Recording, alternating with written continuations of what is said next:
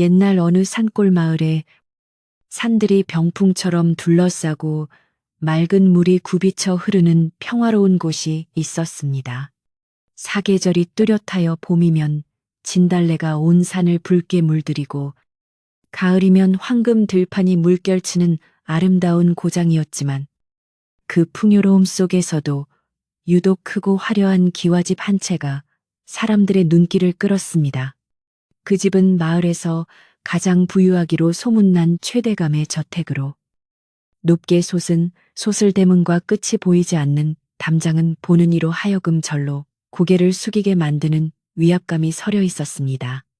마을 사람들은 그 집 앞을 지날 때면 행여나 큰 기침 소리라도 낼까 조심하며 발걸음을 재촉하곤 했는데 이는 그 집 주인인 최대감의 성정이 워낙 까다롭고 재물에 대한 욕심이 끝이 없기로 유명했기 때문이었습니다. 이 고래등 같은 기와집에는 수십 명의 하인들이 밤낮으로 일하며 대감의 수발을 들고 집안을 꾸려나갔습니다. 건장한 머슴들은 들에 나가 농사를 짓고 솜씨 좋은 참모들은 부엌에서 맛있는 냄새를 풍기며 음식을 만들었으며 안방 마님을 모시는 친모들은 비단 옷감을 마름질하느라 분주했습니다. 그러나 이팔은 집안에서 가장 눈에 띄지 않으면서도 한편으로는 가장 눈에 띄는 존재가 한 명 있었으니 바로 마당을 쓰는 일을 도맡아 하는 여종 분이었습니다. 분이는 태어날 때부터 등이 낙타처럼 굽은 꼽추였기에 사람들은 그녀의 본명 대신 그저 꼽추네 혹은 혀를 차며 불쌍한 것이라고 부르곤 했습니다. 그녀의 키는 어린아이처럼 작았고 굽은 등 때문에 얼굴은 항상 땅을 향해 있었지만 그녀가 가진 눈빛만큼은 새벽별처럼 맑고 깊었습니다. 분이가 하는 일은 매일 새벽 남들이 아직 단잠에 빠져 있을 때 일어나 넓은 바깥마당과 앞마당을 빚으라는 것이었습니다. 닭이 돌을 치며 울기 훨씬 전 하늘이 아직 검푸른 빛을 띠고 있을 무렵이면 어김없이 사락사락하는 빗을 소리가 최대감 집의 아침을 열었습니다. 분이는 자신의 몸집보다 더 큰 쌀입이나 대나무 빗자루를 들고 허리를 굽힌 채 마당 구석구석을 누비며 흙먼지를 쓸어냈습니다. 그녀에게 마당을 쓰는 일은 단순히 더러운 것을 치우는 노동이 아니라 잠들어 있는 땅을 깨우고 집안의 기운을 맑게 하는 신성한 의식과도 같았습니다. 그녀의 빗질이 지나간 자리에는 빗살 무늬가 정갈하게 새겨졌고 그 무늬를 따라 아침 햇살이 내려앉으면 마당은 마치 잔잔한 호수처럼 빛나곤 했습니다. 주인인 최대감은 그런 분위를 몹시도 탐탁지 않게 여겼는데 이는 그녀의 흉한 몰골이 집안의 격조를 떨어뜨린다고 생각했기 때문이었습니다. 아침 일찍 사랑채 문을 열고 나오던 대감은 마당을 쓰고 있는 분이의 굽은 등을 볼 때마다 미간을 찌푸리며 혀를 차곤 했습니다. 에잉, 아침부터 재수없게 저 등 굽은 것이 눈앞에서 얼쩡거리는구나. 저리 비키지 못할까. 내 눈에 띄지 않게 구석진 곳이나 쓸 것이지. 왜 하필이면 내가 다니는 길목을 막고 있는 게야. 대감의 호통 소리가 새벽 공기를 가르며 쩌렁쩌렁 울려 퍼지면 분이는 깜짝 놀라 빗자루를 멈추고 몸을 한껏 움츠리며 길 옆으로 비켜섰습니다.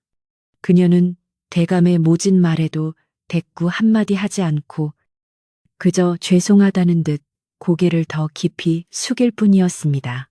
최대감은 마을 어귀까지 논밭을 소유하고 곳간에는 쌀가마니가 썩어날 정도로 많았지만 마음은 좁쌀만큼이나 작아서 남에게 베풀 줄을 몰랐습니다.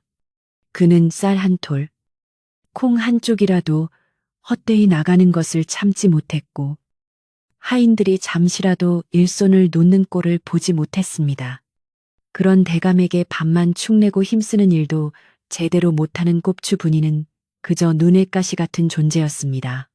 갓난니, 저런 병신을 거두어 먹이는 내가 부처님 가운데 토막이지. 남들은 튼튼한 몸으로 장작도 패고 물도 길어 나르는데 저것은 평생 마당에 흙장난이나 하고 있으니 내 팔자도 참 기구하구나.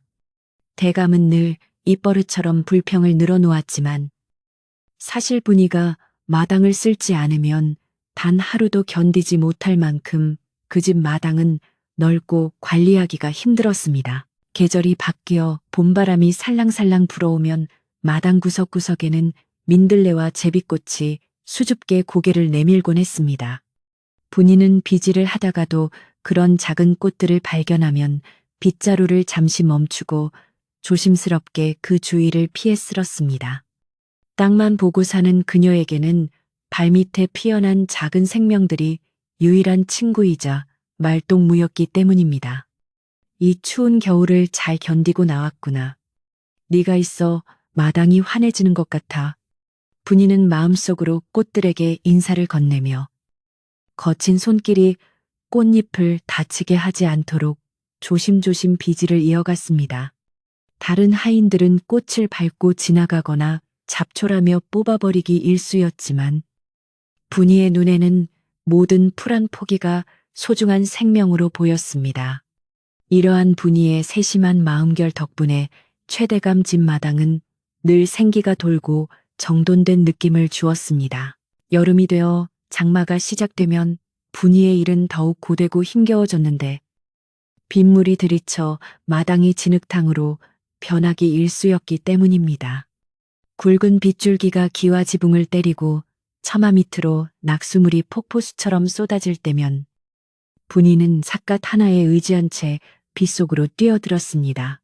물길을 내어 마당에 물이 고이지 않게 하고 배수구가 막히지 않도록 낙엽과 오물을 걷어내는 일은 오로지 분이의 몫이었습니다. 흠뻑 젖은 무명 저고리가 구분 등에 달라붙고 차가운 빗물이 온몸을 적셔도 그녀는 묵묵히 태미질을 하며 물길을 탔습니다. 대청마루에 앉아 부채질을 하며 비구경이나 하던 대감은 마당에 물이 고이면 내 신발이 더러워지니 똑바로 치우거라 하고 소리칠 뿐 빗속에서 떨고 있는 분이에게 따뜻한 국물 한 그릇 내어주는 법이 없었습니다. 가을이 오면 마당은 온통 붉고 노란 낙엽으로 뒤덮여 쓸고 돌아서면 또다시 쌓이는 낙엽과의 전쟁이 시작되었습니다. 바람이 한 번 내많이 불면 감나무와 은행나무에서 우수수 떨어지는 잎사귀들이 마당을 가득 메웠고 분이는 하루 종일 허리 한 번 펴지 못한 채 비질을 해야 했습니다. 그러나 분이는 낙엽 쓰는 일을 싫어하지 않았는데 바스락거리는 낙엽 소리가 마치 자장가처럼 들렸기 때문입니다. 가을이 깊었구나. 이제 나무들도 겨울잠을 잘 준비를 하는 게지. 그녀는 낙엽을 한 곳에 모아 불을 피우며 타오르는 연기 냄새 속에서 잠시나마 고단함을 잊곤 했습니다. 모닥불의 온기가 언손을 녹여줄 때면 분이는 비로소 자신이 살아있음을 느끼며 작은 행복에 젖어들었습니다. 겨울이 찾아와 흰눈이 펑펑 쏟아지는 날이면 분이의 고생은 극에 달했습니다. 남들은 아랫목에서 이불을 뒤집어 쓰고 군고구마를 먹으며 쉴 때 분이는 새벽같이 일어나 눈 쌓인 마당을 치워야 했습니다. 꽁꽁 언손을 호호 불어가며 넉가래로 눈을 밀어내고 사람들이 미끄러지지 않도록 흙을 뿌리는 일은 살을 내는 추위 속에서 이루어졌습니다.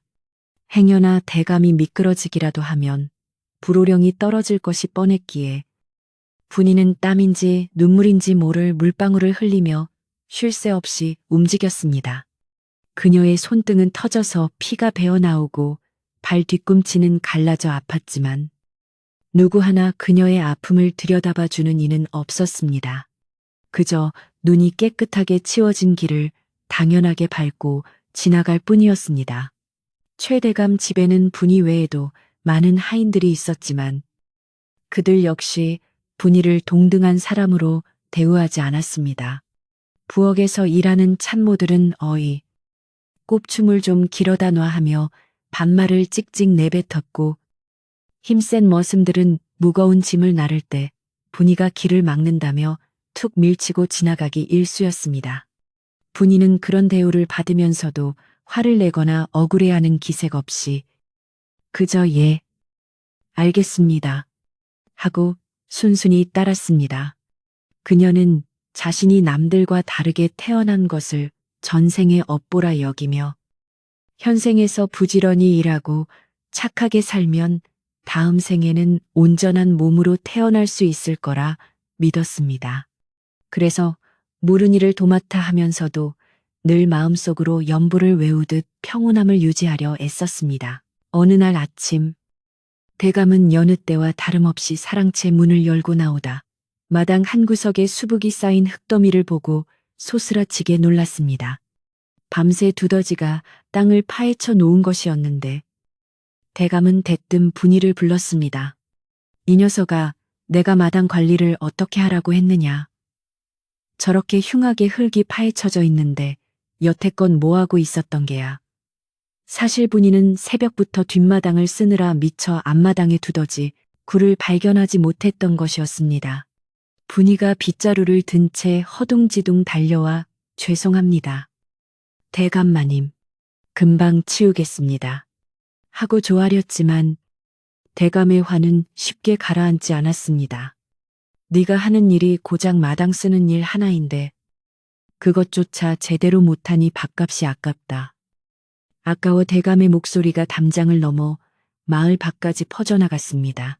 이처럼 최대감의 집은 겉으로는 번드르르하고 부유해 보였지만 그 안을 들여다보면 차가운 냉기와 긴장감이 감돌고 있었습니다. 주인은 욕심에 눈이 멀어 사람을 귀하게 여길 줄 몰랐고 하인들은 주인의 눈치만 보며 서로를 헐뜯고 무시하는 삭막한 분위기였습니다. 오직 분이만이 묵묵히 자신의 자리를 지키며 빗자루 하나로 이 거대한 집안의 탁한 기운을 쓸어내고 있었습니다. 그녀가 매일 아침 만들어내는 빗살무늬는 어지러운 세상 속에서 유일하게 질서 잡힌 아름다움이었고 그녀가 흘리는 땀방울은 메마른 대지 위에 떨어지는 담비와도 같았습니다. 하지만 대감을 비롯한 집안 사람들은 아무도 그 사실을 깨닫지 못하고 있었습니다. 분이는 가끔 캔마루 밑에 쪼그리고 앉아 밥을 먹으며 먼 산을 바라보곤 했습니다. 산 너머에는 어떤 세상이 있을까? 나처럼 등이 굽은 사람도 사람 대접을 받으며 살 수 있는 곳이 있을까 상상해 보곤 했습니다. 하지만 그녀는 이내 고개를 저으며 현실로 돌아왔습니다. 갈 곳 없는 자신을 거두어준 곳이 이 집이고 비록 구박을 받더라도 몸 누일 곳과 먹을 것이 있다는 사실에 감사해야 한다고 스스로를 다독였습니다. 그녀에게는 이 집의 마당이 곧 세상의 전부였고 빗자루가 유일한 의지처였습니다. 그녀는 밥알 하나도 남기지 않고 깨끗이 비운 뒤 다시 빗자루를 들고 마당으로 나갔습니다. 슥싹, 슥싹 그녀의 빗질 소리가 다시금 고요한 오후의 정적을 깨우기 시작했습니다. 마을 사람들은 최대감의 집에 대해 수군거리며 이런저런 이야기를 나누곤 했습니다. 그 집은 터가 좋아서 돈이 굴러 들어온다지 아니야. 대감이 워낙 독하게 돈을 모아서 그래. 그런데 나는 그 집 앞을 지날 때마다 들리는 빗자루 소리가 참 좋더라. 마음이 차분해지는 것 같아. 사람들은 무심코 지나치며 듣는 빗질 소리가 꼽주부니의 손에서 나오는 것인 줄은 알았지만 그 소리에 담긴 정성과 간절함까지는 알지 못했습니다. 그저 그 집에는 재물복은 있어도 인복은 없다고 혀를 찰 뿐. 그 집을 진정으로 지탱하고 있는 것이 무엇인지 깊이 생각해 보려는 사람은 없었습니다. 그렇게 시간은 흘러갔고 최대감의 횡포는 날로 심해져만 갔습니다. 어느 맑은 봄날 유난히 햇살이 따사롭고 바람이 부드러운 날이었습니다. 분이는 여느 때처럼 마당 구석구석을 쓸며 봄의 기운을 만끽하고 있었습니다. 담장 너머로 흐드러지게 핀 벚꽃잎이 바람에 날려 마당으로 떨어지자 분이는 잠시 일손을 멈추고 흩날리는 꽃비를 바라보았습니다. 분홍빛 꽃잎이 그녀의 굽은 등과 낡은 옷 위로 사뿐히 내려앉았고 그녀의 입가에는 옅은 미소가 번졌습니다. 그때였습니다. 대문 밖에서 누군가의 인기척이 들려왔습니다. 평소에 거만한 손님들이나 물건을 팔러 온 장사치들의 소란스러운 소리가 아닌 깊고 묵직한 발걸음 소리였습니다. 본인은 본능적으로 빗자루를 고쳐 잡으며 대문 쪽을 응시했습니다. 대문이 스르르 열리고 낡은 장삼을 걸친 노스님 한 분이 모습을 드러냈습니다. 하얗게 센 눈썹과 수염이 바람에 흩날리고 손에는 굵은 주장자를 든 모습이 마치 신선처럼 고고해 보였습니다. 스님의 눈빛은 깊은 호수처럼 맑았고 입가에는 온화한 미소를 머금고 있었습니다. 분이는 평소처럼 기둥 뒤로 몸을 숨기려 했지만 왠지 모를 기운에 이끌려 그 자리에 못 박힌 듯 서 있었습니다. 스님은 잠시 마당을 둘러보시더니 천천히 걸음을 옮겨 안쪽으로 들어오셨습니다. 사랑채 마루에 앉아 장부를 정리하던 최대감도 스님의 등장에 고개를 들었습니다. 대감은 속으로 아이고 또 시주나 받으러 온 중이로구나. 쌀 한 톨도 주기 아까운데 어쩌지? 하며 인상을 찌푸렸습니다. 최대감은 짐짓 위엄을 차리며 헛기침을 하고는 거만하게 스님을 불렀습니다. 어허, 웬 스님이 허락도 없이 남의 집에 들어오시오. 시주를 바라고 왔거든. 저기 머슴들에게 가서 쌀이나 한 줌 얻어가시오. 네, 지금 바쁜 일이 많으니 어서 나가시오. 대감은 스님을 문전박대하려 했지만 스님은 대감의 말 따위는 들리지 않는다는 듯이 대감을 향해 눈길조차 주지 않았습니다. 대감은 무시당했다는 생각에 얼굴이 불끄락 푸르락해지며 더욱 목소리를 높였습니다. 이보시오. 내 말이 들리지 않소. 주인이 나가라는데 어찌 그리 뻔뻔하게 서 있는 게요. 그러나 노스님은 대감의 고함 소리에도 아랑곳하지 않고 오직 마당 한가운데 서 있는 분이를 향해 곧장 걸어갔습니다. 분이는 자신에게 다가오는 노스님을 보고 당황하여 어쩔 줄을 몰랐습니다. 스님, 저는 이 집의 하인일 뿐입니다. 주인 어르신은 저기 계십니다. 분이는 떨리는 목소리로 말하며 뒷걸음질 쳤지만 스님은 부드러운 눈빛으로 그녀를 바라보며 걸음을 멈추지 않았습니다. 스님이 분이 앞에 다다르자 놀라운 일이 벌어졌습니다. 덕막 높아 보이는 노스님이 천하고 천한 꼽추 여종 앞에서 허리를 숙이고 무릎을 꿇더니 정중하게 큰 절을 올리는 것이 아니겠습니까?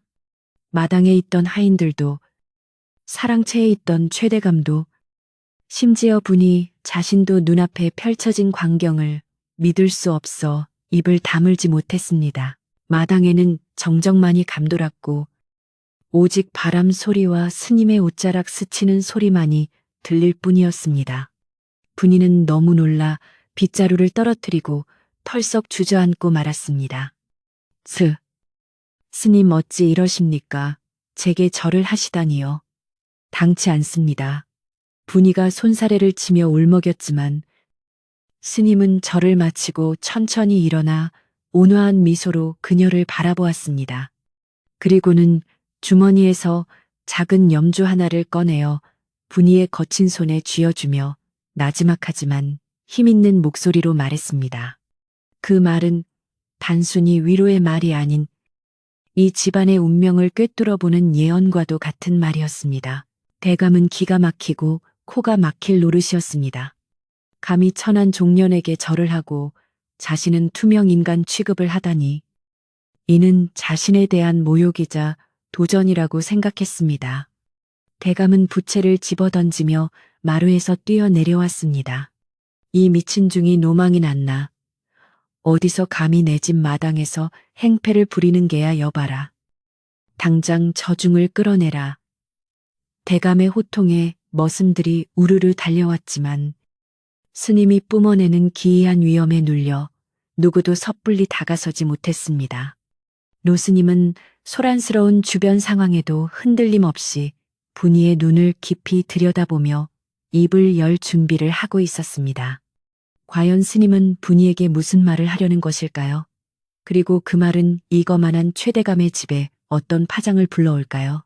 노스님은 분이의 손에 들린 낡은 빗자루와 갈라진 손등을 번갈아 바라보며 깊은 한숨을 내쉬었습니다. 그 한숨에는 천하의 이치를 거스르는 세상에 대한 안타까움과 그럼에도 불구하고 묵묵히 제 몫을 다하는 한 영혼에 대한 경외심이 담겨 있었습니다. 스님은 분이의 손을 꼭 잡은 채 마치 천금보다 귀한 보물을 다루듯 조심스럽게 입을 열었습니다. 스님의 목소리는 크지 않았으나 마당에 있는 모든 사람의 귓가에 천둥처럼 또렷하게 파고들었습니다. 보살님, 이 댁의 기와가 번쩍이고 국간이 넘쳐나는 것은 대감의 재주가 아니오. 바로 보살님의 이 빗자루 덕분입니다. 보살님이 매일 새벽 정성으로 땅을 쓸어내시니 그 덕이 하늘에 닿아 재앙을 막고 복을 불러들이는 것입니다.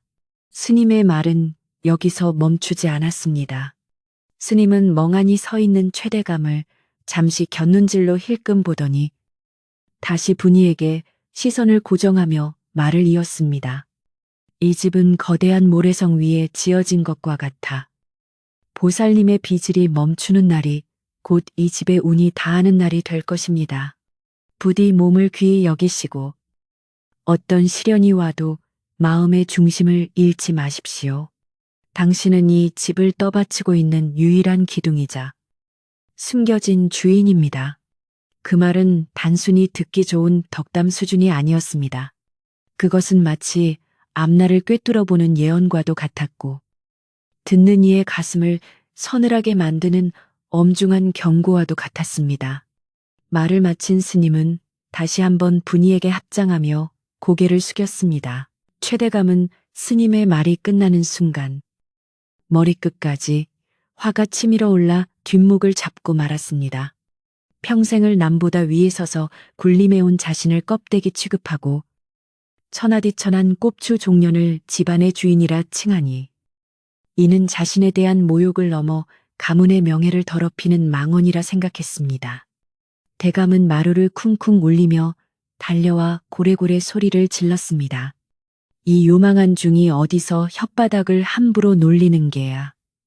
내 집이 적갓 병신의 빚을 덕분에 유지된다고 지나가던 개가 웃을 소리다. 여봐라. 썩은 물을 가져와라 하니 소금을 뿌려라. 재수옹 붙기 전에 당장 내쫓아라. 대감의 얼굴은 붉은 대추처럼 달아올랐고 입가에는 거품이 일었습니다. 하인들은 대감의 불호령에 허둥지둥 부엌으로 달려가 소금 바가지를 들고 나왔습니다. 그러나 그들이 스님에게 소금을 뿌리려 했을 때 스님은 이미 마당을 가로질러 대문 밖으로 걸음을 옮기고 있었습니다. 스님의 발걸음은 구름 위를 걷는 듯 가벼웠고 뒤에서 욕설을 퍼붓는 대감에게는 눈길 한 번 주지 않았습니다. 대문 밖으로 나가는 스님의 뒷모습은 마치 삼봉우리에 걸린 안개처럼 신비롭고도 묘한 여운을 남겼습니다. 하인들은 스님이 사라진 대문 쪽을 멍하니 바라보다가 대감의 눈치를 살피며 슬그머니 소금 바가지를 내렸습니다. 마당에는 폭풍이 휩쓸고 지나간 듯한 무거운 침묵만이 흘렀고 그 중심에는 여전히 넋을 잃은 분이가 서 있었습니다. 스님이 떠나고 난 뒤 최대감의 분노는 오롯이 분이에게로 향했습니다. 그는 분이가 스님과 짜고 자신을 능멸했다거나 혹은 분이가 요사스러운 술수로 스님을 홀렸다고 믿고 싶어 했습니다. 대감은 분이에게 성큼성큼 다가가 삿대질을 하며 으름장을 놓았습니다. 네 인연 저 중놈에게 밥이라도 한 덩이 몰래 퍼주었느냐. 그렇지 않고서야 초면인 놈이 너한테 절을 하고 주인 행세를 시켜줄 리가 있느냐. 바른대로 말하지 못할까. 대감의 목소리에는 살기가 어려 있었고 분이는 공포에 질려 바들바들 떨며 땅바닥에 납작 엎드렸습니다. 아닙니다. 대감마님, 저는 맹세코 저 스님을 오늘 처음 뵈었습니다. 억울합니다. 마님, 분이의 애원에도 불구하고 대감의 의심은 쉽게 거두어지지 않았습니다. 그는 안방 마님을 불러내어 분이의 소지품을 뒤지게 하고 혹시라도 집안의 물건을 훔쳐 스님에게 주지 않았는지 샅샅이 조사하게 했습니다. 분이가 가진 것이라고는 다 낡은 무명옷 두어 벌과 빗자루, 그리고 방금 스님이 주고 간 염주 하나뿐이었습니다. 안방마님은 염주를 보며 코웃음을 쳤습니다. 흥, 기껏해야 나무 쪼가리 하나 받아놓고 주인 노릇이라도 할 줄 알았더냐. 분수를 알아야지. 분수를. 마님은 염주를 뺏으려 했지만 분이는 죽을 힘을 다해 염주를 움켜쥐고 놓지 않았습니다. 그것은 생전 처음 받아본 자신을 귀한 사람으로 대접해준 이에 대한 증표였기 때문입니다. 그날 밤부터 마을에는 기이한 소문이 바람을 타고 퍼져나갔습니다. 우물가에 모인 아낙네들은 물동이를 내려놓고 최대감 집 이야기를 하느라 시간 가는 줄 몰랐습니다. 예, 그 소문 들었어. 오늘 낮에 최대감 집에 돌 닦은 노스님이 다녀갔다는데 대감은 쳐다보지도 않고 그 집 꼽추한테 큰절을 했대. 어머나, 세상에 그 천한 것한테 절을 했다고 스님이 노망이 드신 게 아니고 아니야. 그 스님이 보통 분이 아니래. 눈에서 광채가 나고 발이 땅에 닿지 않는 것처럼 걸으셨다잖아. 그러면서 그 꼽추가 집안의 기둥이라고 했다던데 세상 오래 살고 볼 일이네. 최대감 콧대 꺾이는 소리가 여기까지 들리는 것 같아. 소문은 꼬리에 꼬리를 물고 과장되어 나중에는 분이가 전생의 공덕을 많이 쌓은 보살이라거나 혹은 용왕의 딸이 변신한 것이라는 이야기까지 돌았습니다. 사람들은 호기심 어린 눈으로 최대감의 담장 너머를 기웃거렸고 새벽마다 들리는 분이의 빚을 소리에 귀를 기울였습니다. 예전에는 그저 시끄러운 소음으로 여겼던 빚을 소리가 이제는 무언가 신비로운 힘을 가진 주문처럼 들리기 시작한 것입니다. 마을 사람들의 수군거림이 최 대감의 귀에도 들어갔고 이는 대감의 자존심을 더욱 긁어놓았습니다. 자신이 무시하던 종이 자신보다 더 높은 평가를 받는다는 사실을 견딜 수 없었던 것입니다. 최 대감 집의 하인들 사이에서도 묘한 분위기가 감지되었습니다. 그동안 분이를 구박하고 무시했던 찬모와 머슴들은 혹시라도 분이가 진짜로 신령한 힘을 가진 존재일까봐 두려워하면서도 한편으로는 질투심을 느꼈습니다. 흥, 스님이 뭘 잘못 보셨겠지. 저런 꼽추가 무슨 기둥이야. 라며 애써 무시하려 했지만 분이를 대하는 태도는 전보다 조심스러워졌습니다. 함부로 반말을 하거나 일을 시키기를 꺼려했고 분이가 지나가면 슬슬 피하는 기색이 역력했습니다. 분이는 갑자기 달라진 사람들의 태도가 낯설고 불편하기만 했습니다. 그녀는 그저 예전처럼 조용히 마당을 쓸고 싶었을 뿐 누군가의 주목을 받거나 특별한 대우를 원한 적이 없었기 때문입니다. 그러던 어느 날 이 집에서 오랫동안 일해온 늙은 머슴 김영감이 최대감의 사랑채를 찾았습니다. 김영감은 대감의 아버지 때부터 이 집을 지켜온 산증인으로 대감도 함부로 대하지 못하는 몇 안 되는 사람이었습니다. 김영감은 곰방대를 털며 조심스럽게 말을 꺼냈습니다. 대감 마님, 제 주제넘은 말씀인 줄 아오나 어제 다녀가신 스님의 말씀을 너무 가볍게 여기지 마십시오. 예로부터 도승의 말은 뼈가 있고 살이 있는 법입니다. 분이가 비록 몸은 성치 않으나 그 아이의 마음씨가 곱고 성실한 것은 이 집안 사람들이 다 아는 사실 아닙니까? 김영감은 잠시 숨을 고르더니 대감의 눈치를 살피며 말을 이어갔습니다. 혹여라도 스님의 말씀 때문에 분이를 미워하여 내치시거나 해를 입히시면 도리어 집안에 화가 미칠까 저어댑니다. 그 아이가 마당을 쓸 때마다 집안이 환해지는 것을 저도 여러 번 느꼈습니다. 부디 아량을 베푸시어 그냥 두시는 것이 좋을 듯합니다.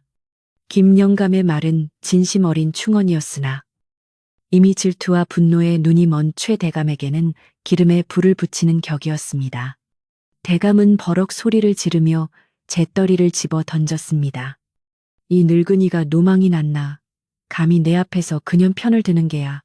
내가 내 집 종을 내치든 죽이든 무슨 상관이란 말이냐. 김영감은 혀를 차며 물러날 수밖에 없었습니다.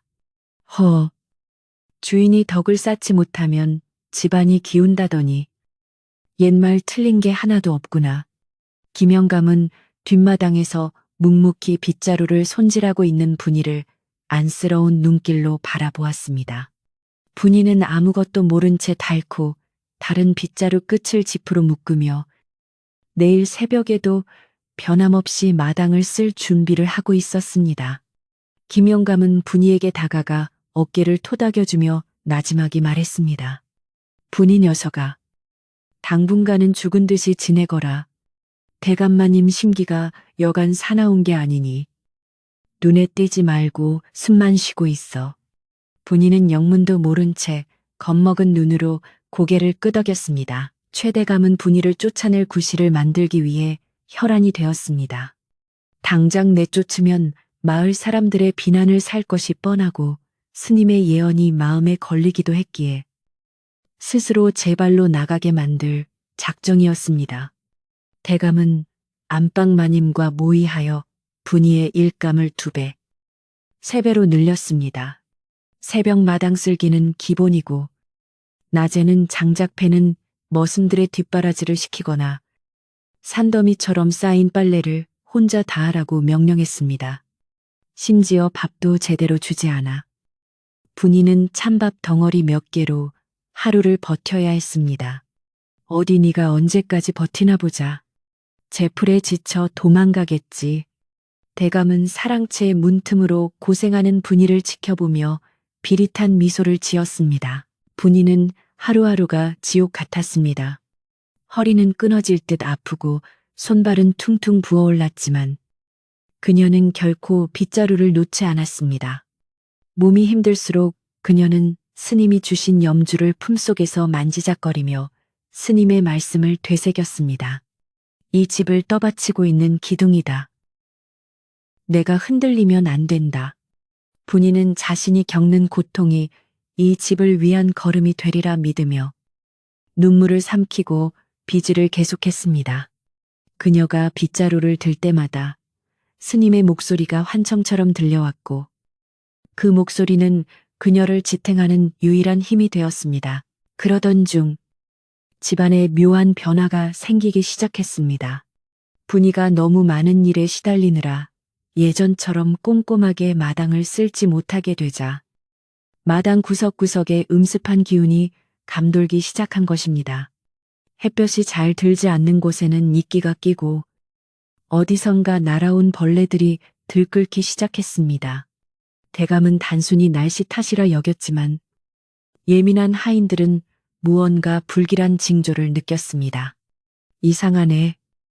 요즘 들어 마당에 나가면 으스스한 게 등골이 오싹해. 그러게. 분이가 마당 쓸 때는 안 그랬는데 요즘은 마당꼴이 말이 아니야. 하인들은 수군거리면서도 대감의 불호령이 무서워 입을 다물었습니다. 어느 날 아침 대감은 마당에 있는 연못의 물고기들이 떼죽음을 당해 둥둥 떠 있는 것을 보고 기겁을 했습니다. 전날까지만 해도 멀쩡하던 비단잉어들이 하얀 배를 드러내고 죽어 있었던 것입니다. 대감은 관리 소홀이라며 머슴들을 닥달했지만 마음 한구석에는 찜찜한 기분이 가시지 않았습니다. 스님의 말이 귓가에 맴돌았기 때문입니다. 보살님의 비질이 멈추는 날이 곧 이 집의 운이 다하는 날이다. 대감은 애써 고개를 저으며 부정했습니다. 아니야. 우연일 뿐이야. 저런 병신 하나 때문에 내 집이 망한다는 게 말이 돼. 대감은 불안감을 감추기 위해 더욱더 분이를 쥐잡듯이 잡았습니다. 대감은 분이를 불러다 놓고 호통을 쳤습니다. 내년이 마당 관리를 어떻게 했길래 연못 고기가 다 죽었느냐. 재수 없는 년. 네가 들어온 뒤로 집안의 우환이 끊이지 않는구나. 적반하장도 유분수였지만 분이는 그저 죽여주십시오. 마님, 제가 부족한 탓입니다. 하고 빌 수밖에 없었습니다. 대감은 분이에게 벌로 사흘 동안 밥을 굶고 창고에 갇혀 있으라고 명했습니다. 분이가 창고에 갇히자 마당을 쓰는 사람은 아무도 없게 되었습니다. 다른 하인들에게 시키면 될 일이었지만 대감은 오기로 아무도 마당을 쓸지 못하게 했습니다. 어디 마당 안 쓴다고 집이 망하나 보자. 대감의 옹졸한 오기가 극에 달한 순간이었습니다. 분이가 갇혀있는 캄캄한 창고 안. 그녀는 배고픔과 추위에 떨면서도 집안을 걱정했습니다. 내가 마당을 쓸어야 하는데, 아침이 밝았는데 마당이 더러우면 어떡하나. 그녀의 마음은 온통 마당에 가 있었습니다. 그녀가 쥐고 있는 염주만이 희미한 온기를 전해주며 그녀를 위로했습니다. 창고 밖에서는 바람 소리가 더욱 거세지고 먹구름이 몰려오고 있었습니다. 마치 분이의 비질이 멈춘 것을 알고 하늘이 노하기라도 한 듯 심상치 않은 날씨가 이어졌습니다. 창고 틈새로 들어오는 빛이 사라지고 밤이 깊었지만 최대감은 잠을 이루지 못하고 뒤척였습니다. 천장을 바라보며 스님의 예언과 죽은 물고기들, 그리고 창고에 갇힌 분이의 얼굴이 번갈아 떠올랐습니다. 에이. 빌어먹을 대감은 이불을 걷어차고 일어나 앉아 담배를 피워 물었습니다. 밖에서는 으르렁거리는 듯한 바람 소리가 창호지 문을 흔들었고 멀리서 들리는 부엉이 울음소리가 음산함을 더했습니다. 대감은 불안함을 떨치려 억지로 헛기침을 했지만 가슴속 깊은 곳에서 피어오르는 공포는 쉽게 사라지지 않았습니다. 다음 날 아침 창고 문이 열리고 비틀거리며 나온 분이의 모습은 처참했습니다. 얼굴은 반쪽이 되었고 입술은 터져 있었지만 그녀는 나오자마자 빗자루를 찾았습니다. 그러나 대감은 머슴들을 시켜 빗자루를 모두 감추게 했습니다. 오늘부터 마당질은 금지다. 내년이 빗자루를 잡나 안 잡나 내두고 볼 것이다. 분이는 빗자루가 사라진 마당을 보며 망연자실했습니다. 빗자루 없는 분이는 팔을 잃은 장수와도 같았습니다. 그녀는 맨손으로라도 낙엽을 줍고 흙을 고르려 했지만 대감의 감시는 삼엄했습니다. 빗자루 소리가 사라진 최대감의 집. 과연 앞으로 어떤 일이 벌어질까요? 고요하지만 불안한 정적이 집안 전체를 감싸고 있었습니다. 분이의 빗을 소리가 뚝 끊긴 최대감의 집은 마치 영혼이 빠져나간 거대한 껍데기처럼 변해갔습니다. 매일 아침 안개 낀 새벽 공기를 가르던 그 경쾌하고 규칙적인 사락사락 소리가 사라지자 집안에는 설명하기 힘든 무거운 적막만이 감돌았습니다. 사람들은 그제야 그 소리가 단순한 청소 소리가 아니라 이 집의 하루를 여는 심장 박동과도 같았음을 어렴풋이 느끼기 시작했습니다. 하인들은 아침에 눈을 뜨면 습관적으로 귀를 기울였으나 들려오는 것은 불길하리만치 고요한 정적과 까마귀의 거친 울음소리뿐이었습니다. 대감은 빗자루를 모두 태워버리거나 창고 깊숙이 처박아 두고는 누구라도 마당을 쓰는 신율이라도 하면 엄벌에 처하겠다고 으름장을 놓았습니다. 그의 오기는 집안을 질식시키고 있었지만 대감은 그것이 자신의 권위를 세우는 길이라 믿어 의심치 않았습니다. 처음 며칠간은 눈에 띄는 변화가 없는 듯 했습니다. 마당에 낙엽이 조금 뒹굴고 먼지가 쌓이는 정도야 대수롭지 않게 여길 수 있었기 때문입니다. 그러나 사흘이 지나고 나흘이 지나자 집안 곳곳에서 기이한 현상들이 하나둘씩 고개를 들기 시작했습니다. 가장 먼저 반응을 보인 것은 부엌에 장독대였습니다. 대감집의 자랑이자 1년 양식의 근본인 간장과 된장 맛이 하루아침에 변해버린 것입니다. 아침상을 차리던 참모가 국간을 보다가 화들짝 놀라 국자를 떨어뜨렸습니다. 아니, 이게 무슨 변괴야. 어제까지만 해도 달짝지근하던 간장 맛이 왜 이리 쓰고 떫단 말인가. 참모는 급히 장독대로 달려가 뚜껑을 열어보았으나 장독 안에는 하얀 골마지가 잔뜩 끼어 있었고 역한 냄새가 코를 찔렀습니다.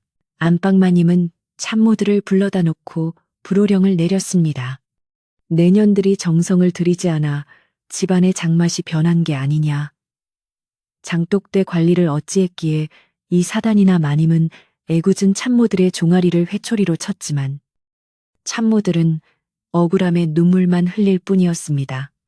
그녀들은 분명 매일같이 장독을 닦고 정화수를 떠놓고 빌었음에도 불가사의 한 힘에 의해 음식들이 썩어가는 것을 막을 도리가 없었습니다. 곳간에 쌓아둔 쌀가마니에서도 쌀벌레가 들끓기 시작했고 싱싱하던 채소들은 하루만 지나도 시들시들해져 문드러졌습니다. 마치 집안 전체에 보이지 않는 곰팡이가 피어오르는 듯 생기 넘치던 식재료들이 죽음의 기운을 머금고 있었습니다. 사랑채의 최대감에게도 불길한 징조는 예외 없이 찾아왔습니다. 밤마다 가위 눌림에 시달리던 대감은 어느 날 아침 자신의 방천장 대들보에서 뚝뚝 떨어지는 정체불명의 검은 물을 보고 비명을 질렀습니다. 비가 온 것도 아닌데 천장에서 물이 세단이 있을 수 없는 일이었습니다. 대감은 목수를 불러 지붕을 뜯어보게 했지만 기와에는 아무런 이상이 없다는 말만 돌아왔습니다. 허, 참으로 귀신이 곡할 노릇이로구나. 멀쩡한 지붕에서 썩은 물이 나오다니.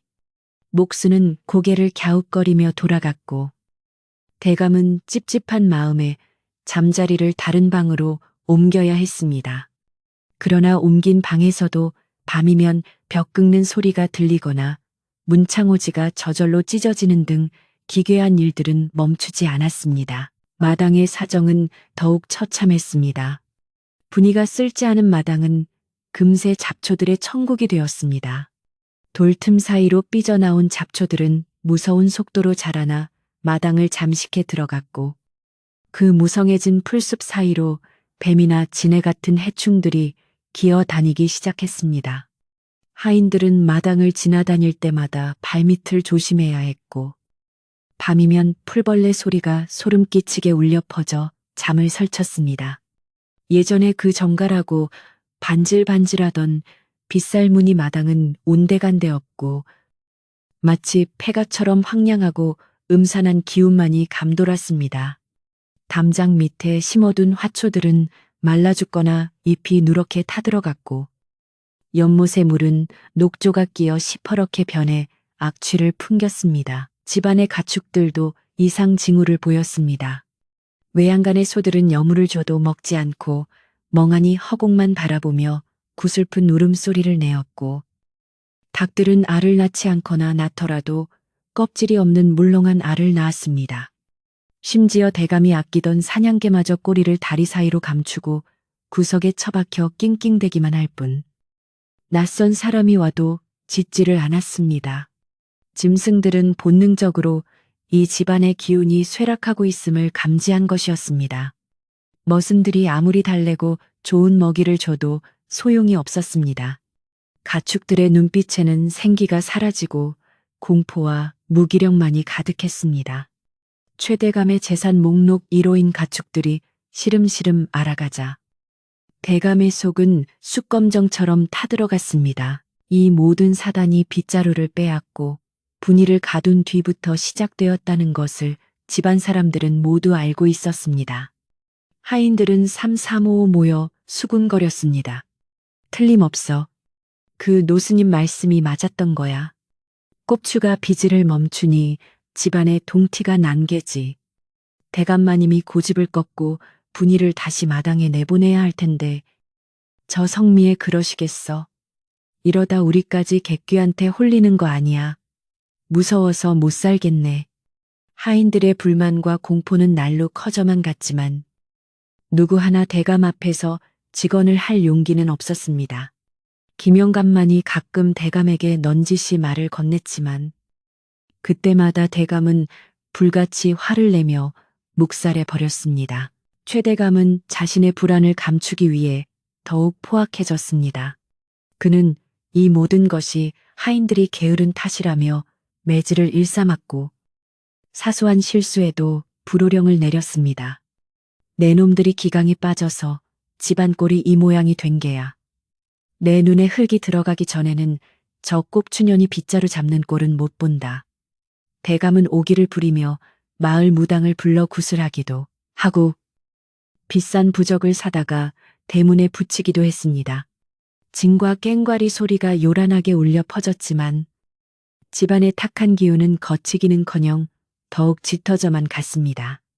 무당마저 구슬하다가 이 집에는 빗자루, 신이 노하셔서 내가 손쓸 도리가 없소 하며 도망치듯 나가버리자 대감의 자존심은 산산조각이 났습니다. 한편 헛간 구석진 방에 갇혀 지내던 분이는 집안의 몰락을 온몸으로 느끼고 있었습니다.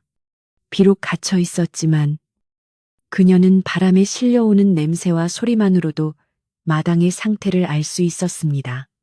썩어가는 음식 냄새, 가축들의 신음, 하인들의 한숨소리가 그녀의 가슴을 후벼 팠습니다. 그녀는 자신의 억울함보다 주인이 망가뜨리고 있는 집안의 안위가 더 걱정되었습니다. 내가 쓸어야 하는데 마당에 도끼가 차오르고 있어. 분이는 밤마다 잠을 이루지 못하고 문틈으로 들어오는 달빛을 향해 간절히 기도를 올렸습니다. 그녀의 손에는 스님이 주신 염주가 땀과 눈물로 얼룩져 반들반들하게 빛나고 있었습니다. 어느 날 밤, 분이는 더 이상 가만히 있을 수 없다는 결심을 했습니다. 대감의 감시가 소홀한 틈을 타 그녀는 헛간에 삭은 문고리를 뜯어내고 몰래 밖으로 나왔습니다. 달빛조차 구름에 가려 칠흑같이 어두운 밤이었습니다. 마당에 발을 디딘 분이는 발바닥에 닿는 축축하고 끈적한 이끼의 감촉에 소스라치게 놀랐습니다. 그토록 애지중지 가꿔왔던 마당이 며칠 사이에 흉가처럼 변해버린 현실에 그녀는 소리 없는 오열을 터뜨렸습니다. 빗자루는 없었지만 그녀는 주저앉아 맨손으로라도 마당을 치우기 시작했습니다. 거친 잡초를 뿌리째 뽑아내고 돌부리에 걸린 오물들을 손으로 긁어 모았습니다. 그녀의 손톱은 금세 깨지고 손가락 끝에서는 피가 배어 나왔습니다. 날카로운 돌과 가시가 손바닥을 찔러도 분이는 아픔을 느낄 겨를이 없었습니다. 오직 막힌 기운을 뚫어야 한다는 일념 하나로 짐승처럼 네 발로 기어다니며 마당을 훑었습니다. 제발, 제발 이 집을 지켜주세요. 노여움을 푸세요. 분이는 땅신에게 빌고 또 빌며 자신의 피와 땀으로 마당을 씻어내려 했습니다. 그녀가 지나간 자리는 비록 빗자루 자국처럼 정갈하진 않았지만 그녀의 정성이 닿은 곳마다 미세하게나마 맑은 기운이 피어오르는 듯 했습니다. 어둠 속에서 홀로 움직이는 그녀의 등은 그 어느 때보다 굽어 보였지만 동시에 그 어느 때보다 거룩해 보였습니다. 그러나 그녀의 비밀스러운 노력은 오래가지 못했습니다. 새벽녘 요강을 비우러 나온 머슴 하나가 마당에서 꿈틀거리는 검은 물체를 보고 도둑인 줄 알고 소리를 지른 것입니다. 도둑이야 마당에 도둑이 들었다고 함소리에 잠기 밝은 최의 대감이 속옷 바람으로 뛰쳐나왔고 횃불을 든 하인들이 우르르 몰려 나왔습니다. 횃불 아래 드러난 것은 도둑이 아니라 피투성이가 된 손으로 잡초를 뽑고 있는 분이었습니다. 그녀의 몰골은 흑투성이의 머리는 산발이 되어 있어 마치 귀신처럼 보였지만 그 눈빛만은 형형하게 살아있었습니다. 대감은 분이를 보자마자 기가 막혀 말을 잇지 못했습니다. 감히 내 명을 어기고 또다시 마당을 건드린 것에 대한 분노가 폭발했습니다. 이 독한 년 내가 마당에 손대지 말라고 그토록 일렀거늘. 기어코 내 말을 무시하는구나. 내년이 정녕 죽고 싶어 환장을 했느냐. 대감은 옆에 있던 머슴에게 몽둥이를 가져오라 소리쳤습니다. 하인들은 분위가 불쌍했지만 대감의 서슬퍼런 기세에 눌려 감히 말리지 못했습니다. 분이는 대감의 발 아래 엎드려 빌었습니다. 대감마님, 죽이셔도 좋습니다. 하우나 마당에 숨구멍이 막혔습니다. 곧 큰 비가 올 터인데 물길을 터놓지 않으면 집이 위험합니다. 부디 저를 벌하시되 물길만은 뚫게 해주십시오. 분이의 간곡한 호소에도 대감의 귀에는 쇠기의 경을 끼었습니다. 그는 분이의 말을 저주로 받아들였습니다. 뭐라 큰 비가 와서 집이 위험해 내년이 이제는 악담까지 퍼붓는구나 여봐라. 인연을 당장 멍석에 말아 광에 가두어라. 그리고 내 날이 밝는 대로 인연을 관아에 넘겨 요물로 다스리게 할 것이다. 머슴들은 어쩔 수 없이 분이를 끌고 갔습니다. 끌려가면서도 분이는 하늘을 올려다보았습니다. 먹구름이 묵직하게 내려앉아 금방이라도 터질 듯 부풀어 오른 하늘은 분이의 예감대로 거대한 재앙을 예고하고 있었습니다.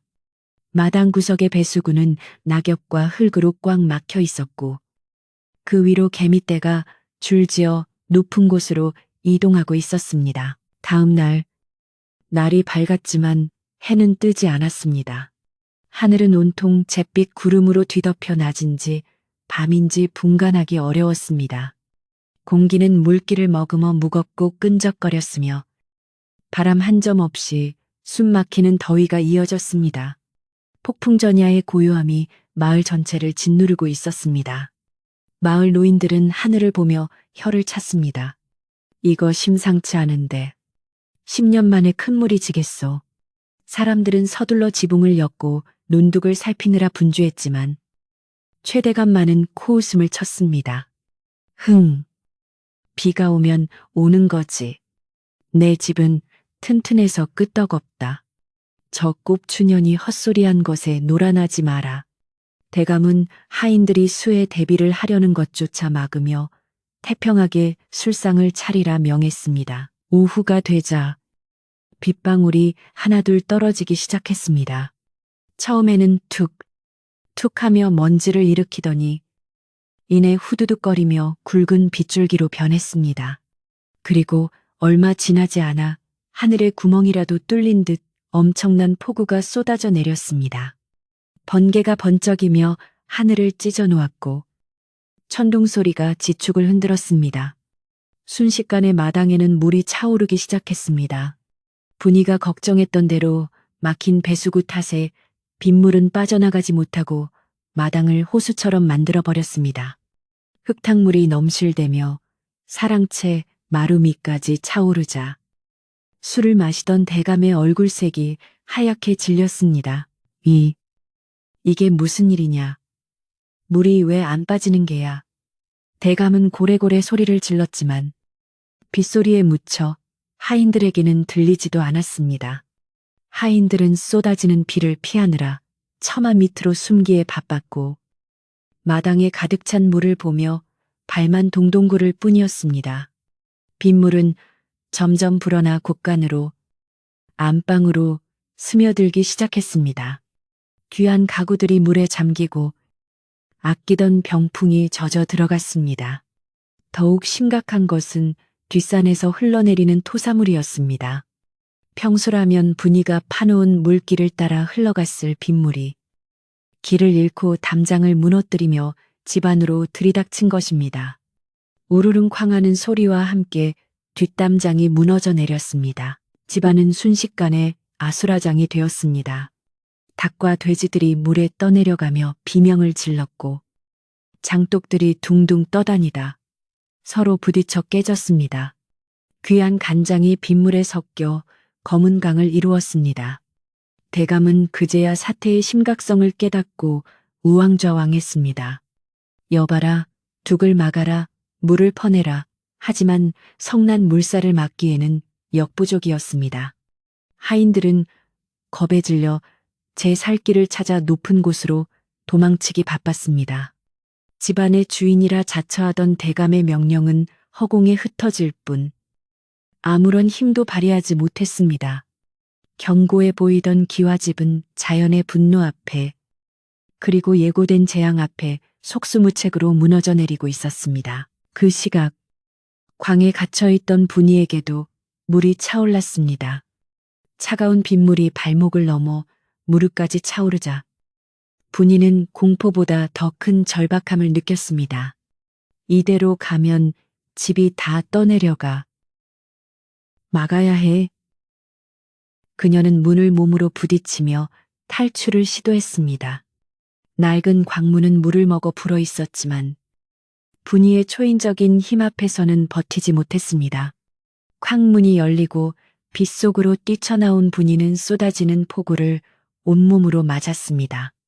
그녀는 도망치는 하인들과 반대로 가장 위험한 곳, 물이 콸콸 쏟아져 들어오는 뒷마당에 막힌 수로를 향해 몸을 던졌습니다. 폭우 속에서 작고 굽은 등 하나가 흙탕물과 사투를 벌이는 모습이 번개 불빛에 번쩍 드러났습니다. 모두가 포기하고 도망친 그 자리, 집안의 운명이 걸린 그 급박한 현장으로 분이는 빗자루도 없이 도구도 없이 오직 맨몸으로 뛰어들었습니다. 물살에 휩쓸려 넘어지면서도 다시 일어나 기어가는 그녀의 모습은 처절하다 못해 숭고하기까지 했습니다. 과연 분이는 이 거대한 재앙을 막아내고 무너져가는 최대감의 집을 지켜낼 수 있을까요?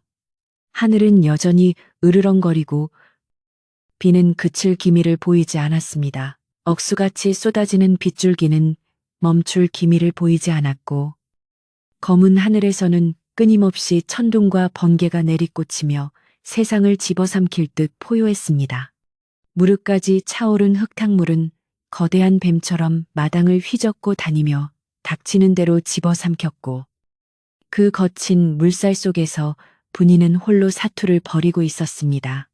그녀는 수압을 이기지 못하고 몇 번이나 넘어지고 미끄러졌지만 그때마다 오뚜기처럼 다시 일어나 물이 빠져나가야 할 배수구 쪽으로 기어갔습니다. 차가운 빗물이 온몸을 때리고 진흙이 눈과 코를 막았지만 분이의 머릿속에는 오직 하나, 이 물길을 터야 집이 무너지지 않는다는 생각뿐이었습니다. 그것은 주인을 위한 충성심이라기보다 평생을 바쳐 쓸고 닦아온 자신의 터전에 대한 본능적인 사랑이자 지킴이로서의 책임감이었습니다. 배수구는 산에서 떠내려온 굵은 나뭇가지와 돌덩이, 그리고 온갖 쓰레기들이 뒤엉켜 단단히 막혀 있었습니다. 분이는 흙탕물 속에 손을 집어넣어 그것들을 하나하나 끄집어내기 시작했습니다. 날카로운 나뭇가지가 손바닥을 찌르고 거친 돌덩이가 손톱을 지시겨 피가 흘러나왔지만 차가운 빗물 때문에 고통조차 느껴지지 않았습니다. 그녀는 숨을 헐떡이며 엉킨 뿌리를 이빨로 끊어내고 자신의 몸통만 한 바위를 밀어내기 위해 안간힘을 썼습니다. 제발, 제발 빠져라. 이대로는 다 죽는다. 분이의 절규는 빗소리에 묻혀 들리지 않았지만 그녀의 간절한 몸짓은 번개가 칠 때마다 번쩍이며 어둠 속에서 선명하게 드러났습니다. 대청마루 위, 비에 젖지 않는 안전한 곳에 모여있던 최대감과 하인들은 그 광경을 넋을 잃고 바라보고 있었습니다. 번개가 번쩍일 때마다 드러나는 분이의 처절한 사투는 그들에게 큰 충격을 주었습니다. 자신들은 무서워서 발만 동동 구르고 있을 때 그토록 구박받고 천대받던 꼽주분이가 목숨을 걸고 집을 구하려 하고 있었기 때문입니다. 특히 최대감은 그 모습에서 눈을 뗄 수 없었습니다. 자신이 짐승만도 못하다고 여겼던 그 작은 여인이 지금 거대한 자연의 재앙에 맞서 홀로 싸우고 있는 모습은 마치 거인처럼 커 보였습니다. 스님의 말이 뇌리를 스치고 지나갔습니다. 이 댁의 진정한 주인은 여기 계셨구려. 보살님의 덕으로 이 집이 숨을 쉽니다. 대감의 가슴 한구석에서 쿵 하고 무언가 내려앉는 소리가 들렸습니다. 하인들 사이에서도 흐느끼는 소리가 터져 나왔습니다. 아이고, 분이야, 우리가 잘못했다. 저 불쌍한 것을 어쩌면 좋아. 늙은 머슴김 영감이 더 이상 참지 못하고 빗속으로 뛰어들었습니다. 비켜라, 나도 돕겠다. 사내 대장부가 되어서 저 아이 혼자 죽게 둘 수는 없다. 김영감의 외침에 젊은 머슴들도 하나둘씩 용기를 내어 마당으로 뛰어내려갔습니다. 그들은 분이 곁으로 다가가 함께 돌을 나르고 나뭇가지를 치웠습니다. 참모들도 치마를 걷어 올리고 달려나와 흙을 퍼냈습니다. 이기심과 두려움으로 얼어붙어 있던 사람들의 마음을 움직인 것은 가장 약하고 천한 분이의 희생적인 행동이었습니다.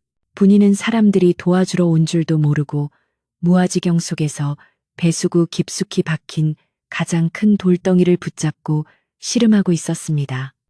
그 돌만 빼내면 물길이 트일 것 같았지만 이미 힘이 다 빠진 분이의 힘으로는 역부족이었습니다. 그때 누군가의 굵은 손이 분이의 손 위에 겹쳐졌습니다. 김영감과 머슴들이었습니다. 분이야, 같이 하자. 하나, 둘, 셋 모두가 힘을 합쳐 돌덩이를 잡아당겼습니다. 으라차차 빗속에서 터져나온 함성과 함께 꿈쩍도 않던 돌덩이가 서서히 움직이기 시작했습니다. 마침내 꽉 막혀 있던 구멍이 뻥 뚫리며 시원한 소리와 함께 거대한 물 소용돌이가 생겨났습니다. 와, 뚫렸다, 물이 빠진다. 머슴들의 환호성과 함께 마당에 가득 찼던 흙탕물이 무서운 속도로 배수구로 빨려 들어가기 시작했습니다. 콸콸콸 쏟아져 나가는 물소리는 마치 그동안 집안에 쌓여있던 모든 나쁜 기운이 씻겨 내려가는 소리처럼 들렸습니다. 사랑채 기둥까지 차올랐던 수위가 눈에 띄게 줄어들었고 둥둥 떠다니던 장독과 가구들도 바닥에 안착했습니다. 붕괴 직전이었던 담장도 더 이상 무너지지 않고 버텨주었습니다. 그제야 하늘도 노여움을 풀었는지 굵었던 빗줄기가 가늘어지더니 이내 보슬비로 바뀌었습니다. 구름 사이로 희미한 달빛이 비치기 시작했습니다. 모든 힘을 쏟아부은 분이는 긴장이 풀리자 그 자리에 털썩 쓰러지고 말았습니다. 흙탕물 범벅이 된 채 가쁜 숨을 몰아쉬는 그녀의 손은 피투성이었고 얼굴은 창백하기 그지없었습니다. 사람들은 환호하다 말고 쓰러진 분이를 보며 깜짝 놀라 달려들었습니다. 분이야, 정신 차려라. 네가 이 집을 살렸다. 김영감이 분이를 안아 일으키려는데 갑자기 대청마루에서 뛰어내려온 최 대감이 그들을 제치고 다가왔습니다. 대감의 비단 신발은 진흙탕에 빠져 엉망이 되었고 고운 도포자락은 흙물에 젖었지만 그는 전혀 개의치 않았습니다. 대감은 떨리는 손으로 분이의 어깨를 감싸 안았습니다. 분이야, 내가 눈이 멀었었구나. 대감의 목소리는 물기에 젖어 떨리고 있었습니다. 그는 분이의 상처투성이 손을 자신의 고운 손으로 감싸 쥐었습니다. 그토록 더럽다고 피하던 손이었고 닿기만 해도 부정탄다고 여겼던 몸이었습니다. 그러나 지금 대감의 눈에는 그 손이 세상에서 가장 귀하고 아름다운 손으로 보였습니다. 천한 것은 네가 아니라 욕심에 눈이 멀어 사람을 알아보지 못한 나였다. 내 집을 지탱하던 기둥을 내가 도끼로 찍어내려 했으니 천벌을 받아도 할 말이 없구나. 대감의 눈에서 뜨거운 눈물이 흘러내려 분이의 얼굴 위로 떨어졌습니다. 주인과 종의 관계를 넘어 사람 대 사람으로서의 진심 어린 참회였습니다. 안방마님도 비틀거리며 마당으로 내려왔습니다.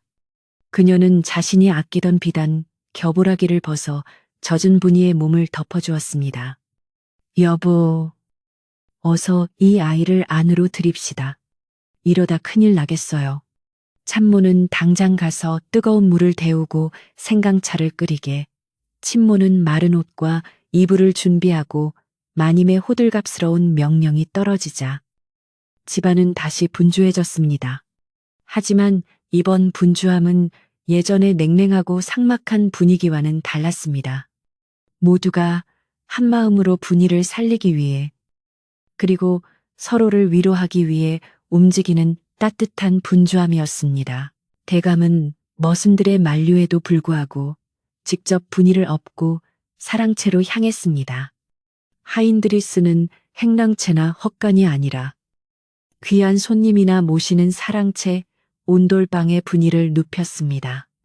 이는 최대감 집안 역사상 전무후무한 파격적인 일이었습니다. 따뜻한 아랫목에 눕혀진 분위는 희미하게 눈을 떴습니다. 눈앞에 걱정스러운 표정으로 자신을 내려다보는 대감과 마님, 그리고 동료들의 얼굴이 보였습니다. 꿈인가 싶어 눈을 비비려 했지만 손이 너무 아파 움직일 수 없었습니다. 대감 마님, 마당은 물은 다 빠졌습니까? 그녀의 첫마디는 여전히 집안 걱정이었습니다. 그 말에 대감은 억장이 무너지는 듯하여 고개를 끄덕이며 다시 눈물을 훔쳤습니다. 그래, 다 빠졌다. 내 덕분에 집이 살았다. 이제 아무 걱정 말고 푹 쉬거라. 마당 일은 이제 머슴들에게 시킬 테니 너는 다 나을 때까지 손가락 하나 까딱하지 말거라. 대감의 말에 분이는 안도하며 옅은 미소를 지었습니다. 의원이 급히 왕진을 와서 분이의 상처를 치료하고 약을 다렸습니다. 맥이 많이 약해졌으나 워낙 심지가 굳은 아이라 며칠 푹 쉬면 털고 일어날 것입니다. 다만 손발이 많이 상했으니 당분간 물에 닿지 않게 하십시오. 의원의 말에 대감은 안도의 한숨을 내쉬며 옆에서 밤새 간호하라고 하인들에게 일렀습니다. 날이 밝아오자 지난밤의 폭풍우가 거짓말처럼 사라지고 맑은 하늘이 드러났습니다. 햇살이 비친 최대감 집의 풍경은 처참했습니다. 담장은 일부가 무너져 있었고 마당은 진흙밭이 되었으며 세간살이는 엉망진창이었습니다. 그러나 이상하게도 집안을 감도는 공기는 그 어느 때보다 상쾌하고 맑았습니다. 마치 묵은 때를 벗겨내고 새살이 돋아나는 듯한 생명력이 느껴졌습니다. 하인들은 서로를 격려하며 복구 작업에 나섰습니다. 어이, 김서방 거기 기와 좀 올려줘. 알았네. 자네는 저쪽 진흙 좀 걷어내게. 예전처럼 서로 헐뜯거나 눈치를 보는 모습은 사라지고 함께 땀 흘리며 웃음꽃을 피웠습니다. 대감은 사랑채 마루에 앉아 엉망이 된 마당을 바라보았습니다. 예전 같았으면 불호령을 내리며 화를 냈겠지만 지금 그의 얼굴은 평온해 보였습니다. 그는 마당 한 구석, 아직 흙 속에 파묻혀 있는 낡은 빗자루 하나를 발견했습니다. 분이가 그토록 아끼던 빗자루였습니다. 대감은 직접 마당으로 내려가 그 빗자루를 집어들었습니다. 흙을 털어내고 빗자루를 어루만지며 그는 비로소 깨달았습니다. 이 보잘것없는 빗자루가 그리고 그 빗자루를 든 작은 여인이 자신의 오만과 탐욕으로부터 이 집을 지켜왔다는 사실을 말입니다. 스님의 예언은 틀리지 않았습니다. 분이가 쓰러지자 집이 기울었고 분이가 다시 일어서자 집이 살았습니다. 점심때가 되자 부엌에서는 구수한 밥 냄새가 피어올랐습니다. 참모들은 정성껏 밥을 짓고 국을 끓였습니다. 오늘은 특별히 고깃국을 끓여야지. 우리 분이가 깨어나면 먹여야 하니까. 하인들은 모두 사랑채 마루 밑이나 마당 평상에 둘러앉아 함께 밥을 먹었습니다. 대감도 오늘은 독상을 받지 않고 방문을 활짝 열어둔 채 하인들과 같은 반찬으로 식사를 했습니다. 많이들 먹게나 어젯밤 고생들 많았네. 대감의 한마디에 머슴들은 밥숟가락을 멈추고 서로의 얼굴을 쳐다보며 놀라워했습니다. 대감의 입에서 하인들을 위로하는 말이 나오다니 이것이야말로 천지개벽할 일이었습니다. 며칠 후 분이는 털고 일어났습니다. 아직 몸이 완전히 회복되지는 않았지만 그녀는 좀이 쑤셔 가만히 있을 수가 없었습니다. 그녀가 방문을 열고 나오자 마당에서 일하던 하인들이 모두 하던 일을 멈추고 달려왔습니다. 분이야, 이제 괜찮은 거야. 몸도 성취하는데 왜 나왔어? 모두가 그녀를 반갑게 맞이해 주었습니다. 분이는 쑥스러운 듯 고개를 숙였지만 그들의 눈빛에서 더 이상 경멸이나 무시를 찾을 수 없었습니다. 존경과 애정이 담긴 따뜻한 시선들 뿐이었습니다. 그때 사랑채에서 대감이 나왔습니다. 대감은 뒷짐을 지고 분이에게 다가왔습니다. 대감은 품속에서 무언가를 꺼내 분이에게 내밀었습니다. 그것은 폭풍 후 치던 날 밤 분이가 잃어버렸던, 아니 대감이 뺏어서 버리려 했던 바로 그 염주였습니다. 대감이 직접 진흙 속을 뒤져 찾아낸 것이었습니다. 깨끗하게 닦여 윤이 나는 염주를 보자 분이의 눈이 동그랗게 커졌습니다. 이걸 대감마님이. 대감은 헛기침을 하며 말했습니다. 내오다가 주었다. 주인은 물건 간수를 잘해야 하는 법이다. 그리고 앞으로는 마당 쓸 때 너무 무리하지 말거라. 내 몸이 상하면 내 마음이, 아니, 우리 집안이 편치 않으니 말이다. 대감의 서툰 표현의 분위는 눈시울이 붉어졌고 주변의 하인들은 빙그레 웃음을 지었습니다. 이제 최대감 집에는 새로운 질서가 생겼습니다. 신분의 높고 낮음은 여전했지만 서로를 귀하게 여기는 마음이 그 바탕에 깔리게 된 것입니다. 대감은 곡간을 열어 수혜를 입은 마을 사람들에게 곡식을 나누어 주라고 명했습니다. 내 집이 무사한 것은 하늘의 도우심이니 그 복을 이웃과 나누어야 하지 않겠느냐. 마을 사람들은 최대감이 개과천선했다며 놀라워했고 분이의 공덕을 칭송했습니다. 사람들은 이제 최대감 집 앞을 지날 때 빗자루 소리가 들리면 걸음을 멈추고 잠시 합장하며 그 평화로운 소리에 귀를 기울였습니다. 폭풍이 지나간 자리에 뜬 무지개처럼 최대감 집에는 비온 뒤에 땅이 굳어진다는 옛말처럼 단단한 평화가 찾아왔습니다. 분이의 굽은 등은 펴지지 않았지만 그녀는 이제 그 누구보다 당당하고 큰 존재로 집안에 서 있었습니다. 그녀가 빗자루를 들고 마당에 서면 대감도 하인들도 모두 그녀를 집안의 어른처럼, 아니 스님이 말씀하신 보살님처럼 정중하게 대했습니다. 마당의 잡초는 사라지고 다시금 아름다운 빗살 무늬가 새겨지기 시작했습니다. 그 무늬는 예전보다 더 깊고 선명하게 집안의 안녕을 기원하는 부적처럼 마당을 수놓았습니다. 비온 뒤에 땅이 굳어진다는 옛말처럼 거센 폭풍우가 휩쓸고 지나간 최대감의 집은 이전보다 더욱 단단하고 견고한 모습을 되찾아가고 있었습니다. 무너진 담장은 새로 쌓아 올린 황토와 돌로 인해 더욱 튼튼해졌고 빗물에 씻겨 내려간 마당의 흙은 하인들이 정성껏 채워 넣어 다시 평평하고 부드러워졌습니다. 무엇보다 가장 크게 변한 것은 눈에 보이는 집의 겉모습이 아니라 그 집을 채우고 있는 공기와 사람들의 마음가짐이었습니다. 예전에는 대감의 고함 소리와 하인들의 한숨 소리가 주를 이루던 삭막한 공간이었지만 이제는 서로를 위하는 따뜻한 말 한마디와 은은한 웃음소리가 담장 너머까지 퍼져나가고 있었습니다. 집안 곳곳에 스며들어 있던 냉기와 도끼는 사라지고 마치 봄 햇살 같은 온화한 기운이 감돌기 시작했습니다. 최대감은 이제 더 이상 아랫사람들을 쥐 잡듯이 잡는 폭군이 아니었습니다. 그는 아침 일찍 일어나 사랑채 마루에 앉아 하인들이 일하는 모습을 흐뭇한 표정으로 바라보곤 했습니다. 예전 같았으면 늦잠을 잔다고 호통을 쳤을 머슴에게 어제 고된 일을 하느라 피곤할 텐데 좀 더 쉬지 그랬나? 하고 덕담을 건네기도 하고 부엌에서 일하는 참모들에게는 음식 솜씨가 날로 좋아지는구려. 고생이 많소. 하며 칭찬을 아끼지 않았습니다. 대감의 이런 변화에 처음에는 어리둥절해 하던 하인들도 이제는 대감을 진심으로 존경하고 따르게 되었습니다. 주인과 하인이라는 신분의 벽은 여전했지만 그 사이를 가로막던 불신과 두려움의 벽은 완전히 허물어진 것입니다. 분이의 몸도 하루가 다르게 회복되어 갔습니다.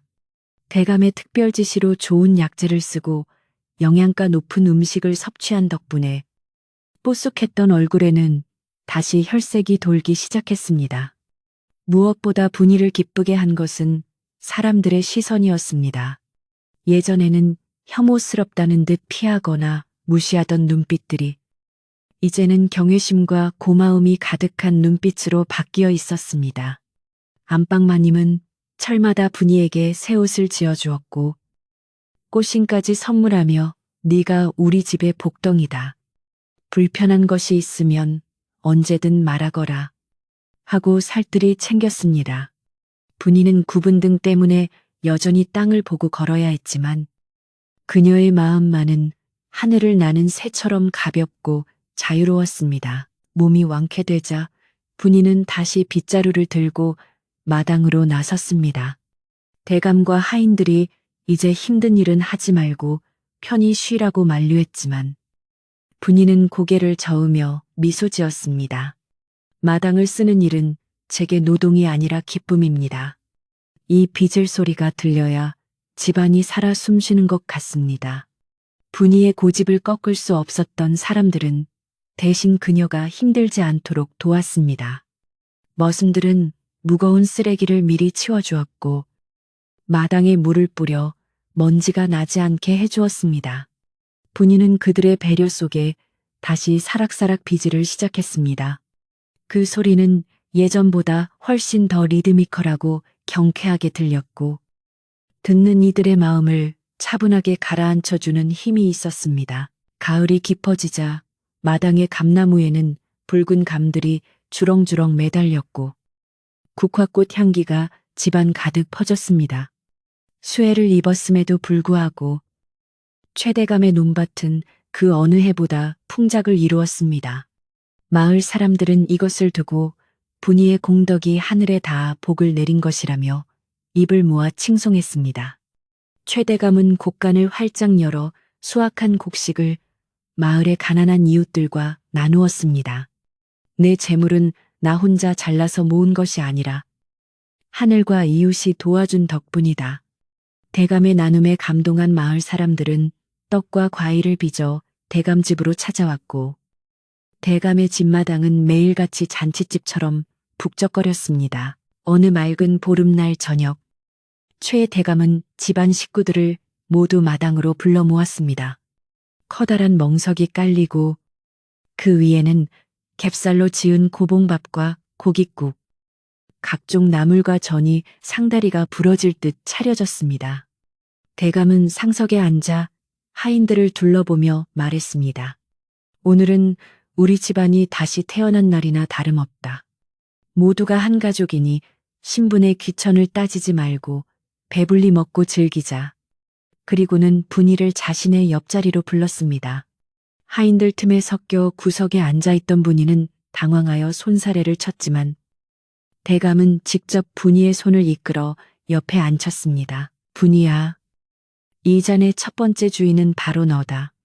대감은 하얀 막걸리가 가득 담긴 잔을 들어 분이에게 건넸습니다. 네가 그날 빗속에서 물기를 터주지 않았다면 우리는 지금 이 자리에 없을 것이다. 너의 구분 등은 흉한 것이 아니라 우리 집을 떠받치고 있는 가장 든든한 대들보였다. 내 평생 너의 은혜를 잊지 않으마. 대감의 진심 어린 고백에 분이는 끝내 참았던 눈물을 터뜨리고 말았습니다. 뜨거운 눈물이 볼을 타고 흘러내려 잔 속으로 떨어졌습니다. 주변의 하인들도 눈시울을 붉히며 박수를 보냈습니다. 그것은 단순한 칭찬이 아니라 한 인간의 존엄성을 인정하고 회복시켜주는 거룩한 의식과도 같았습니다. 달이 휘영청 밝아오자 술자리는 무르익었고 흥겨운 노랫가락이 울려 퍼졌습니다. 머슴 하나가 장구를 치자 참모들이 덩실덩실 춤을 추었고 대감도 어깨춤을 추며 즐거워했습니다. 분이는 비록 춤을 추지는 못했지만 그 풍경을 바라보는 것만으로도 가슴이 벅차올랐습니다. 그녀는 품속에서 스님이 주신 염주를 꺼내 만지작거렸습니다. 스님, 보고 계십니까? 대감마님이 변하셨습니다. 집안이 평화로워졌습니다. 스님의 말씀대로 제가 이 집의 주인이 된 것만 같습니다. 분이는 밤하늘의 달을 향해 마음속으로 깊은 감사 인사를 올렸습니다. 스님은 어디선가 이 모습을 보며 빙그레 미소 짓고 계실 것만 같았습니다. 잔치가 파하고 밤이 깊어지자 마당에는 다시 고요한 정적이 찾아왔습니다. 하인들은 배부르고 따뜻한 잠자리에 들었고 대감도 안방으로 들어갔습니다. 하지만 분이는 잠이 오지 않아 갯마루에 나와 앉았습니다. 밤바람이 제법 쌀쌀했지만 안방마님이 덮어준 비단 소못 덕분에 춥지 않았습니다. 그녀는 마당 한가운데 쏟아지는 달빛을 바라보며 깊은 생각에 잠겼습니다.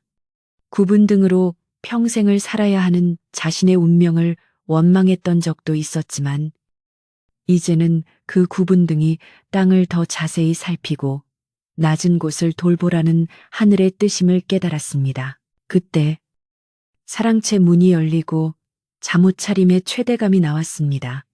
대감은 분이가 깨어있는 것을 보고 다가와 옆에 걸터 앉았습니다. 아직 안 자고 있었느냐? 대감의 목소리는 다정했습니다. 예. 달이 너무 밝아 잠이 오지 않습니다. 분이가 조용히 대답했습니다. 대감은 밤하늘을 올려다보며 말했습니다. 분이야, 내가 예전에 너를 보며 혀를 찼던 것을 용서해라. 나는 내 눈이 가장 밝은 줄 알았는데 실은 까막눈이나 다름없었다. 너는 땅을 보고 있어도 하늘의 이치를 알고 있었는데 나는 하늘을 보고 있어도 땅의 소중함을 몰랐구나. 분이는 고개를 저으며 말했습니다. 아닙니다. 대감마님, 마님께서 마음을 열어주신 덕분에 저도 이 집도 다시 살 수 있었습니다. 사람은 누구나 잘못을 할 수 있지만 그것을 깨닫고 고치는 것은 아무나 할 수 없는 일입니다. 저는 지금의 대감마님이 세상에서 가장 훌륭한 주인이라고 생각합니다. 분이의 말에 대감은 코끝이 찡해져 말없이 고개를 끄덕였습니다. 두 사람은 한참 동안 말없이 달빛 아래 앉아 마당을 바라보았습니다. 가끔 바람에 낙엽이 구르는 소리와 귀뚜라미 우는 소리만이 두 사람 사이의 침묵을 채웠습니다.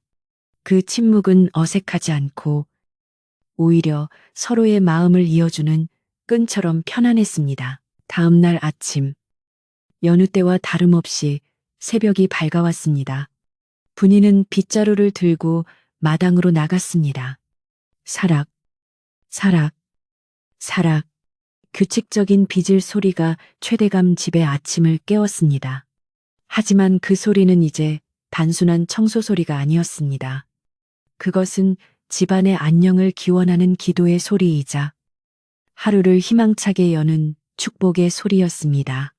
지나가던 마을 사람들은 그 소리를 들으며 아, 오늘도 최대감 댁은 평안하구나 하며 안심하고 자신의 일터로 향했습니다. 분이의 빗자루 끝에서 피어나는 먼지는 아침 햇살을 받아 금가루처럼 반짝였습니다. 이제 분이는 더 이상 혼자가 아니었습니다. 마당을 쓸고 있으면 기명감이 다가와 분이야. 허리 좀 펴가면서 해라. 하며 따뜻한 차 한 잔을 건네주었고 안방마님은 날이 추우니 장갑을 끼고 하렴 하며 털장갑을 끼워주었습니다. 심지어 대감도 사랑채 문을 열고 나와 오늘도 수고가 많구나. 내 덕분에 마당이 빛이 난다.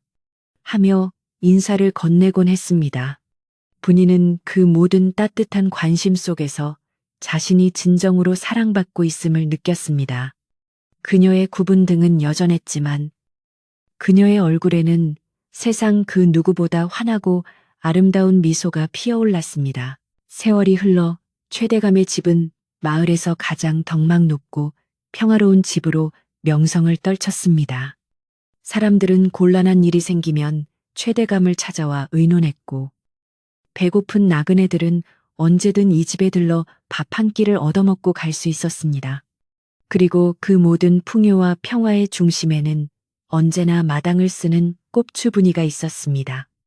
그녀는 늙어서 더 이상 빗자루를 들 힘이 없을 때까지 매일 아침 마당을 쓸며 집안의 기운을 맑게 했습니다.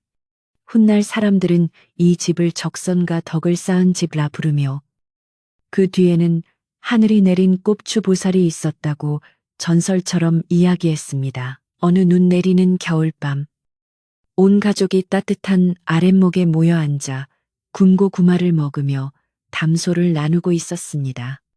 창밖에는 한방눈이 소복소복 쌓이고 있었지만 방 안은 웃음소리로 가득했습니다. 분이는 창문을 살짝 열어 눈 덮인 마당을 바라보았습니다. 하얀 눈 이불을 덮고 잠든 마당은 평화롭게 그지없었습니다. 대감이 분이에게 물었습니다. 분이야, 무슨 생각을 그리 골똘히 하느냐? 분이는 쑥스러운 듯 웃으며 조용히 입을 열었습니다. 그녀의 목소리는 겨울밤의 난로처럼 은은하고 따뜻하게 울려 퍼졌습니다. 대감마님, 저는 이 마당이 참 좋습니다. 봄에는 꽃을 피우고, 여름에는 비를 머금고, 가을에는 열매를 맺고, 겨울에는 이렇게 하얀 휴식을 줍니다. 마당은 아무 말 없이 모든 것을 받아주고 품어줍니다. 저도 이 마당처럼 살고 싶었습니다. 비록 몸은 비뚤어졌지만 마음만은 이 마당처럼 넓고 평평하게 닦으며 살고 싶었습니다. 이제 보니 이 집 식구들 모두가 저에게는 마당 같은 분들이었습니다. 제가 쓸고 닦은 것은 흙바닥이 아니라 바로 우리들의 마음이었나 봅니다. 분이의 말에 방 안에 있던 모든 사람들은 숙연해졌습니다. 대감은 말없이 고개를 끄덕이며 분이의 손을 꼭 잡아주었습니다. 밖에는 여전히 눈이 내리고 있었지만 최대감의 집은 그 어느 때보다 따뜻했습니다. 분이는 눈을 감고 빗자루 소리를 상상했습니다.